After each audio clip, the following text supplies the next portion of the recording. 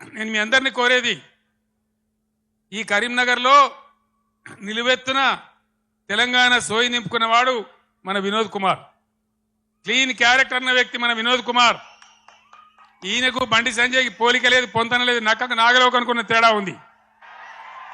ఈ విషయాలు గమనించి ఎవరుంటే బాగుంటుంది అనేది మీరు నిర్ణయించి దయచేసి వినోద్ కుమార్ గారిని గెలిపించాలి అని నేను కోరుతా ఉన్నా.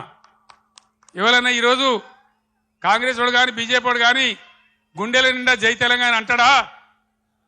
ఎవరనాలి? మళ్ళా ఇదే గులాబీ జెండా, ఇదే వినోద్ కుమార్. వినోద్ కుమార్ ఉపన్యాసం మొదలుపెట్టేటప్పుడు ముగించేటప్పుడు 2 సార్లు గుండె పగిలిపోయేలాగా జై తెలంగాణ అన్నాడు.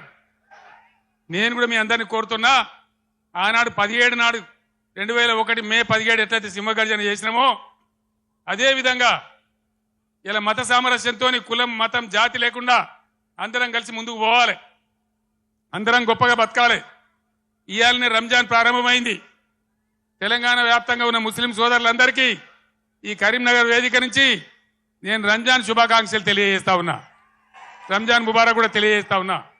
అందరం కలిసి తెలంగాణ జాతి యావత్తు ఏకతాటిపై నిలిచి కుల మతాలకు అతీతంగా అందరం బాగుపడే కోసం మళ్ళా ఈ గులాబీ జెండా ఉంటేనే తెలంగాణకు రక్ష. కాబట్టి ఈ పార్లమెంట్ ఎన్నికల్లో అన్ని స్థానాలలో కూడా మనం ముందుకు దూసుకొని పోవాలి.